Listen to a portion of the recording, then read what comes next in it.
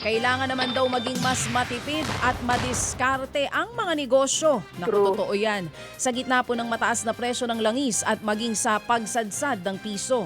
Ayon po sa Federation of Philippine Industries, kasama sa mga hakbang na dapat pong maipatupad ng mga negosyo ay ang pagbawas sa kinukonsumo nilang petrolyo maging ng kuryente. Ayon sa grupo, wala pa naman daw ang manufacturing sector sa punto na kinakailangan po na magbawas ng empleyado. Dapat din daw palakasin ang koordinasyon sa pagitan po yan ng pribadong sektor at ng gobyerno para maisulong ang value chain development at higher value manufacturing. Kung sakali, posible daw itong makalikha ng mas maraming trabaho na maaaring ang ialok sa mga OFW na uuwi naman po sa Pilipinas sa gitna pa rin ng gulo sa Middle East. Magandang balita naman po para sa ating mga mananakay. Kalahati na lang po ang kailangan ninyong bayaran kung kayo man po ay sasakay sa LRT2 o di kaya po'y MRT3. May alok ang DOTR na 50% discount para sa lahat ng mananakay ng dalawang linya ng tren. Inaasahang makatutulong itong makabawas sa gastusin ng mga commuter. Inaasahang mahihikayat din ang mas maraming Pinoy na mag-commute imbis po na gamitin ang kanilang mga sasakyan at kumonsumo at gumastos para sa petrolyo. Tiniyak naman po ni Agriculture Secretary Francisco Chu Laurel Jr.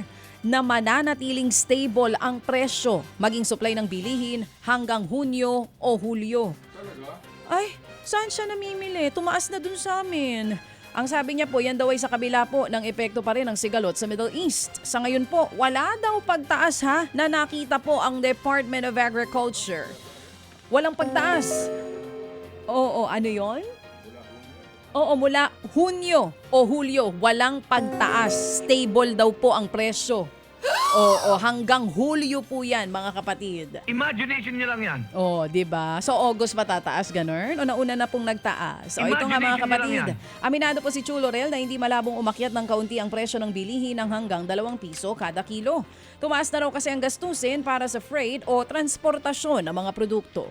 Sa kabila naman po niyan, tiniyak ni Chu Laurel na sapat ang supply ng bigas, baboy, mais at asukal sa bansa.